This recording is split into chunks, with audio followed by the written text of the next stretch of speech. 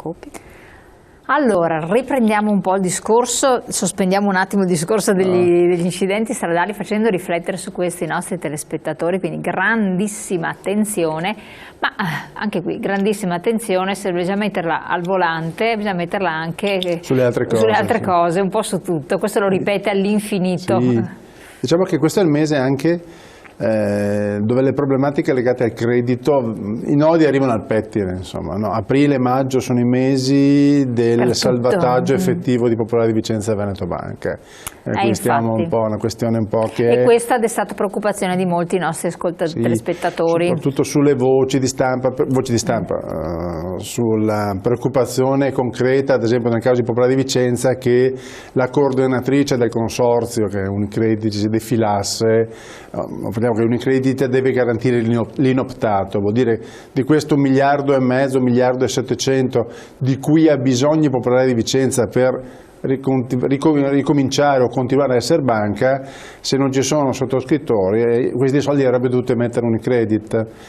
Ricordiamoci che ad oggi da uno studio di Mediobanca Popolare di Vicenza vale meno dei soldi che ha chiesto, cioè vale meno di quel 1,5 miliardi di cui ha bisogno. Aiuto. Un'altra chicca. Uno studio fatto da un analista importante, uno dei principali analisti di Borsa Italiana, su un'altra banca grande, più grande ancora di Popolare di Vicenza, Montepaschi. 100 euro messi in Montepaschi nel 2006 sarebbero oggi 61 centesimi.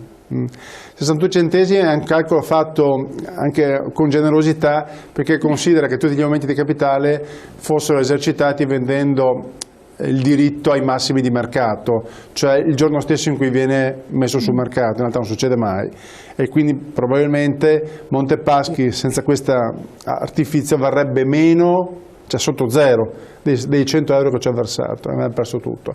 Questa è la situazione del nostro mondo, del mondo del credito, che soffre per eccesso di sofferenze, sembra un gioco di parole, ma sostanzialmente il ciclo asfittico, economico del nostro Paese, se c'è un settore che sta penalizzando dopo aver penalizzato gli altri è sicuramente quello del credito. Non riesce a ritornare, il volano che non gira, l'economia che non riparte, non mette le condizioni delle banche deboli di risanarsi, e le banche più importanti, che sostanzialmente poi devono garantire anche le altre, sono messe nelle condizioni di stare attenti a quello che fanno. I consorzi di garanzia per queste operazioni di ricapitalizzazione, di quotazione, sono capitanati da Unicredit, lo ricordiamo, per Popolare di Vicenza, e da IMI, quindi sostanzialmente il gruppo Intesa per Veneto Banca. Si è arrivati a questa decisione, sono banche che saranno quotate in borsa, anche lì in un momento che non è tra i più adatti. Ricordiamoci che la borsa italiana non è tra i più adatti? Nei più adatti perché arriva, borsa italiana è tra le 20 peggiori borse negli ultimi 10 anni. Okay? Se noi avessimo messo 100 euro 10 anni fa, ne avremo meno della metà adesso. Okay? Se prendiamo gli ultimi 10 anni, se vogliamo essere ancora più scabrosi e partiamo dai massimi del 2000, avremo poco più di 40 euro su 100, quindi una borsa che ha perso molto perché è molto connotata sui titoli finanziari e bancari soprattutto, e quindi la crisi, la banca che è una fornitrice di denaro diciamo prospera in un contesto di economia che tira, che va. La nostra ormai io sento parlare di crisi da quando ero piccolo, insomma ho 50 anni, quindi sono almeno 40 anni che ogni volta c'è una crisi da affrontare, un ostacolo da superare, e anche quando siamo stati un paese che poteva spendere, ovviamente abbiamo fatto le cicale e non le formiche. Oggi siamo in una fase in cui non possiamo decidere la nostra politica economica con autonomia, siamo nella zona euro, quindi non possiamo indebitarci, non possiamo stampare moneta, che era il nostro vecchio trucco per ripristinare tutto e ricominciare, utilizzare la svalutazione competitiva per ripartire, non lo possiamo fare. In questo contesto è difficile fare delle previsioni. Se c'è una cosa che tutti gli analisti cercano di scantinare è fare previsioni sul futuro. Quando ci chiedono a noi cosa prevedete di mercati, fare delle previsioni sui mercati vuol dire anche cosa pensi che succeda ai miei risparmi. Ma questo è che la gente adesso più che mai ha bisogno di di certezze. Esatto, di capire, di capire quali sono i parametri su quali... Ti do un dato di ieri, a proposito delle garanzie del bail-in, del fatto che chi sottoscrive prodotti della banca possa rimetterci tutto. Ieri c'è stato il primo caso in Europa di bail-in, cioè di soldi persi, cioè salvataggio interno, quindi però di obbligazionisti senior, degli obbligazionisti principali, ed è capitata una banca austriaca, l'Hypo Alpe Adria.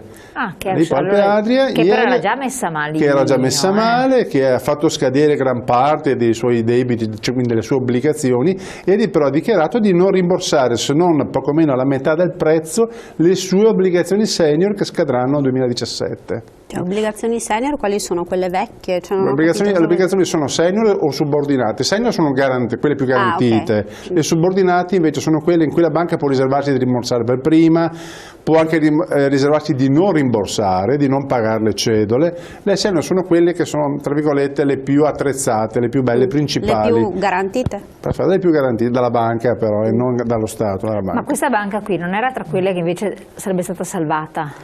Diciamo, è stata tirata per i capelli alla fine del 2009, nazionalizzata.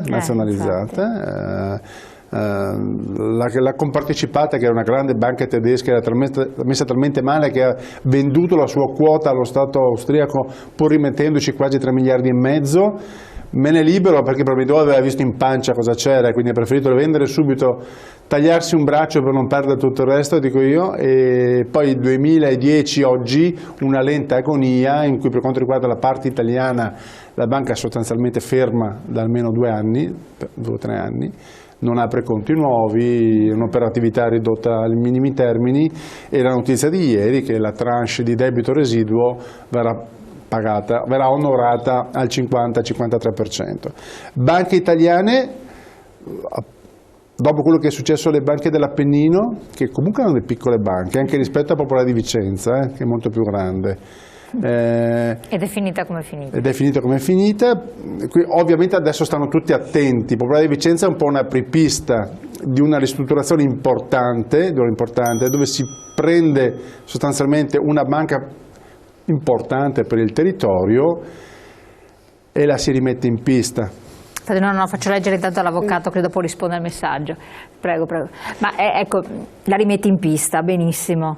Cioè, le cose che sono da salvare di questa banca è il personale e il suo know-how, cioè sostanzialmente la sua presenza sul territorio, le competenze del personale che indubbiamente ci sono, e basta. C'è tutto da ricostruire, un rapporto di credito che è sostanzialmente un rapporto di fiducia, quello va reimpostato, reimpiantato. Ma infatti soprattutto poi per quanto riguarda Veneto Banca, sì, il territorio si è disgregato, c'era forte radicamento sul territorio, addirittura grandissimi imprenditori vitivinicoli costituivano degli investitori floridi. Anche perché sono banche che sono nate dalla fusione di realtà locali ancora più radicate. Popolare di Vicenza ha assorbito la Banca Piva di Conegliano Valdobbiadene, la Popolare di Castelfranco Veneto, la Popolare di Venezia, tutta una serie, una pletora di popolari, di piccole banche locali che sono state incorporate una decina di anni fa in una realtà emergente. Poi ci sono anche delle distonie informative abbastanza importanti, cioè quando un mese fa nel bel mezzo di sto cancan che è drammatico per i risparmiatori, perché ci ha messo di soldi, anche per i dipendenti che non sanno se riusciranno a mantenere il loro posto di lavoro, ne esce contemporaneamente la notizia che l'azienda vinicola del presidente ha utili record, e me li metti una davanti all'altra, quando poi è evidente che chi ha amministrato quella banca l'ha fatto in maniera, usando un eufemismo, non specchiata, ecco, è ovvio che crei un disinnamoramento forte, no? Indichi il colpevole senza dirlo, ma lo indichi, insomma, tiri un bel sasso, lo tiri in maniera fragorosa. Va anche, una cosa che abbiamo detto sempre, c'è da colmare un gap importante da parte di dagli operatori ovviamente, ma anche da parte dei clienti. Prestate attenzione alle vostre cose in maniera diversa rispetto al passato, perché le regole del passato non sono quelle neanche del presente. Avvocato, sentendo queste cose la vedevo sconsolata. Che cosa si sente di dire? Quindi Parlo da consumatore, allora sì. dove li mettiamo questi soldi? Perché le obbligazioni quello che ci senior chiedono ho tutti. appena capito che occorre non sono capire che la globalizzazione non ci ha creato solo rogne, no, non ci ha creato solo rogne, però ci obbliga a pensare. Noi non amiamo pensare, amiamo le cose semplici perché io parlo anche con giovani imprenditori che sono capaci di percepire e di affrontare il rischio dell'impresa, ma non sono disposti né ad affrontare né a capire quasi il rischio legato alla gestione delle proprie risorse finanziarie. Se io prendo le 20, faccio un esempio molto banale però abbastanza sintomatico, se prendo le 20 borse che negli ultimi 10 anni hanno fatto meglio di quelle più conosciute, ne sono soltanto due, la borsa tedesca e la borsa americana, prima la borsa americana, il resto sono tutte borse di paesi emergenti, di economie in crescita. Se prendo le 20 che hanno fatto peggio ci siamo noi, gli spagnoli, la Grecia, le borse tra virgolette più tradizionali.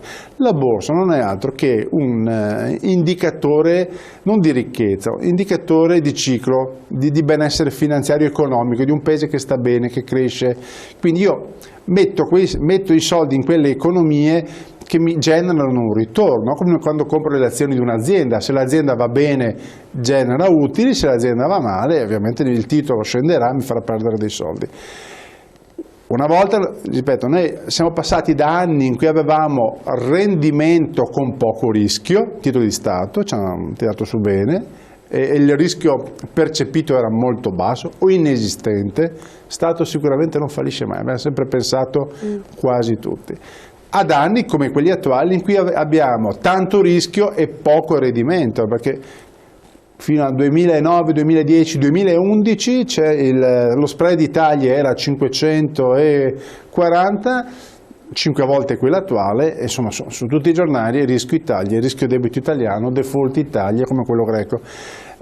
Grecia entro aprile deve risolversi anche il problema del debito greco, affrontato ma mai risolto. C'è una tranche da 3 miliardi e mezzo che deve essere erogata a fine di questo mese se alla Troika verranno confermati i passi avanti in termini di riforme strutturali e quant'altro. Cioè, il problema del debito c'è e sarà sempre. Sì, però rifacendo un po' alla perplessità che ha manifestato l'avvocato, che è quella che quelli dei nostri telespettatori, tutti quanti noi abbiamo informazioni sufficienti.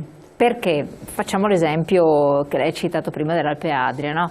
Se risaliamo qualche anno dietro, avevamo la Carinzia, no? Che offriva ottime opportunità per le imprese, la delocalizzazione, c'era questa banca proprio la banca della Carinzia. Esatto, che era tra quelle che offrivano maggior sicurezza, ma effettivamente andavi poi a dire, se le banche italiane stanno chissà come, andiamo a quelle austriache, andiamo a quelle austriache o la Deutsche Bank per esempio, che ha sede anche nel nostro territorio. Allora uno dice, banca tedesca, con le garanzie, in base a una valutazione di un cristiano, cioè di una normale persona, questa è l'informazione, bene, mi fido. Guarda quel che succede ad Alpe Adria, tutto un disastro, non riesci neanche a capire quali informazioni avere o non avere, ti crolla sotto mano. Deutsche Bank, scopri che dentro c'è un disastro, meglio tenere i soldi tutti da tutt'altra parte. Quali strumenti abbiamo di informazione? Poi io ho parlato con persone che avevano anche la Popolare di Vicenza, come Veneto Banca, avevano fatto degli investimenti anche a suo tempo. Non è che fossero disinformati del tutto, alcuni magari non avevano le conoscenze per capire, però si fidavano, c'erano dentro nomi, lo sappiamo benissimo, lo Zonino della situazione, anziché altri, che dovevano dare una certa garanzia di fiducia. Quali sono gli strumenti di informazione? Ed è quello il problema che abbiamo. Si parla di CED 1, no? Cos'è CED? Sì, c'è. E tanti dicono sì, ma è uno strumento valido oppure no? Cosa faccio? Perché a quel punto la solita classica reazione, continuo a ripetere perché ci continua a venire scritta da tutti quanti, è mettere sotto il classico materasso, che vuol dire un qualche rifugio atomico segreto. Se tu banca accetti conti correnti superiori ai 100.000 euro, dovresti quantomeno garantirli, altrimenti non dovresti avere conti con capienza così elevata. Ma ovviamente gli fa comodo. Ed è questo il discorso, cioè la gente non sa più cosa fare. Sì, sono d'accordo che c'è un momento di... la stessa insicurezza la vivono comunque anche le banche, che non sanno un po'... Cioè, siamo in una fase di profonda trasformazione. Ci vorranno anni perché i risparmiatori, i clienti diventano diversi da quello che sono, cioè concepiscono la banca come non come un sancta sanctorum che garantisce in maniera assoluta le loro cose, ma come un interlocutore. Le imprese hanno sempre considerato le banche come un fornitore di denaro, andavano da quelle che facevano le migliori condizioni. I risparmiatori, le famiglie devono considerare le banche come devono imparare, non considerare, ma devono imparare a valutare il loro interlocutore, andare da quelli che li ascoltano, quelli che utilizzano strumenti di diversificazione più efficienti, più efficaci, informarsi di più. Non sarà una cosa nel breve termine. Ma è pazzesco che le banche non garantiscono più non una rendita, ma almeno i soldi versati. Sì, e la rendita la garantiscono, non più? No. Ma questo era... E che fanno? Ma anche lo Stato sostanzialmente, faccio un esempio molto banale ma un po' la dice in maniera in poche parole si esemplificano le cose. I titoli di Stato fino a qualche anno fa davano una rendita certa, secondo la percezione comune, no? Oltretutto lo Stato favoriva la sottoscrizione perché erano esenti da imposte e successione, dal computo dell'asse ereditario. Adesso, oltre a non garantire una rendita certa, perché anche il loro prezzo è influenzato dall'andamento dei tassi, lo Stato comunque li tasserà nelle successioni. La nuova legge prevede che i titoli di Stato non siano né esenti da tassi di successione né tantomeno tolti dal calcolo delle imposte di successione, cioè faranno assi e cumulo come qualsiasi altro tipo di investimento. Quello che io devo pensare è, se ci chiedevamo 1 anno o 2 anni fa perché la gente andava a comprare titoli di Stato tedeschi con un rendimento negativo, cioè Mr. Smith comprava 100.000 euro di titoli tedeschi e dopo 5 anni ne riceveva in cambio meno. Mr. Smith era un fesso? No, Mr. Smith pagava la sicurezza. Quindi la pagava. Okay. No, dopo torniamo su questo discorso, abbiamo una telefonata in attesa, se no cade la telefonata. Pronto? Sì, pronto, buongiorno. Da dove chiama? Buongiorno. Buongiorno, mi chiamo Antonio, chiamo da Udine. Da dove? Trovo molto interessante quello... Scusi, posso chiedere di parlare più forte e da dove chiama? Sì, mi chiamo Antonio e chiamo da Udine. Ah, perfetto, benissimo, scusi, non riusciamo a sentire. Grazie molto, dica tutto. Allora, trovo molto interessante quello che sta dicendo il vostro ospite esperto in questioni bancarie, però trovo anche abbastanza inquietante il fatto che lui dica di essere più attenti, cioè il cittadino che si rivolge alla banca dovrebbe essere più attento e tutto quanto. Siamo d'accordo, però il cittadino che si rivolge alla banca si rivolge a un operatore bancario che trova la sua fiducia, altrimenti non si rivolgerebbe a quella banca per fare il suo investimento, e il cittadino dovrebbe avere da parte, se non della banca, perché in questo momento la banca non sta dando nessun tipo di garanzia, neanche per quanto riguarda la solidità, ma parte dal governo per quanto riguarda, cioè nel senso che il governo, lo Stato, dovrebbe obbligare le banche, vendendo le loro proprietà, vendendo i loro beni, a rimborsare i cittadini che sono stati defraudati dei loro investimenti. Certo. Grazie molte, grazie. E c'ha ragione. Sì, sono ma è sacrosanta, ma è mai possibile questo? Cioè, io capisco, quando parlava l'avvocato diceva vengono comminate queste pene più alte perché c'è una recrudescenza di fatti gravissimi di sangue, e vabbè, la stessa cosa dovremmo rivedere per quanto riguarda altri reati sui patrimoni, perché quando parliamo di furti eccetera è inaccettabile che poi abbiamo avuto anche delle depenalizzazioni sconcertanti, i reati aumentano, nel quale il Stato italiano fa il contrario, ed è una cosa raccapricciante. Come la legittima difesa, perché a questo punto mi stai, anche non abbiamo queste parenti, ma qui stiamo parlando di un'altra cosa, operatori qualificati. Se il consulente finanziario della situazione deve addirittura dare lui stesso una garanzia, no? Per poterlo essere, siete obbligati a darla, e questo vuol dire che questo fa sì che poi voi sapete benissimo, un giovane non può più fare il consulente finanziario, perché non può più permetterselo, quindi abbiamo già, caspita, le banche. Quello che diceva anche il signore è assolutamente veritiero. Le banche hanno sempre operato in regime di collocamento, cioè ti facevano firmare delle carte sostanzialmente dove tu quello che acquistavi era sotto la tua personale responsabilità, perché firmavi una carta. Quando le banche con le nuove normative sono passati a lavorare in regime di consulenza, cioè quindi io a banca ti devo fornire per norma e legge tutte le informazioni e documento informativo, caratteristiche del prodotto, rischiosità e quant'altro. Queste non sono solo carte e firme messe in calce alla fine, sono informazioni che ti devono mettere a te cliente che non conosci la materia di farti un'idea e di fare delle scelte ragionevoli, ponderate e consapevoli. Laddove non sono state fatte, la banca ha lavorato male. La banca, il consulente che ha lavorato male, e quindi da quel punto di vista se ne assume le responsabilità. Tutte le azioni di responsabilità che sono centinaia o migliaia di azioni di responsabilità che sono adesso su Popolare, contro Popolare di Vicenza e Veneto Banca, per la maggior parte hanno ragione d'essere, hanno ancora più ragione d'essere dove c'era un imprenditore che per avere i prestiti ha dovuto acquistare, lì c'è anche di più, c'è truffa, c'è dolo, quindi anche gli estremi di reati. Allora ritorniamo a parlare di questo, abbiate pazienza, c'è la pubblicità che incombe, pochi secondi poi torniamo con voi.